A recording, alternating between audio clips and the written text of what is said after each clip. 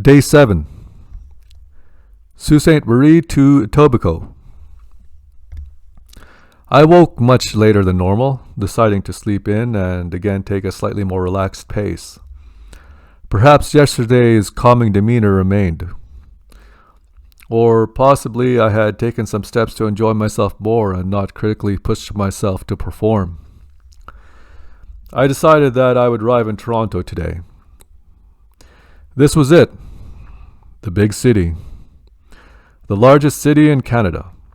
Home of the Raptors, the Blue Jays, and the Maple Leafs. While I purposely skipped the Prairie provinces for a reason, from this point onward I would stay several days in select cities and regions. As per my normal routine, I fired up my beast, threw in my soundtrack of the day, and headed off towards my next destination. I took highway number 17 again, another scenic drive through Northwestern Ontario, following numerous shorelines and lakes. The weather since entering Ontario a few days prior had not been very pleasant. It had been cloudy or raining for almost the entire duration, with a few breaks in sunshine between. Just outside of Sudbury, I took the bypass and headed on highway number 69 towards Toronto. Due to my late departure, I didn't arrive in the outskirts of Toronto until late into the evening. Expecting to be able to find a place to rest, I took the time to enjoy a decent supper and relax. This was a mistake that would lead to a challenge. I first drove through Vaughan, searching for a suitable place to host me for some time.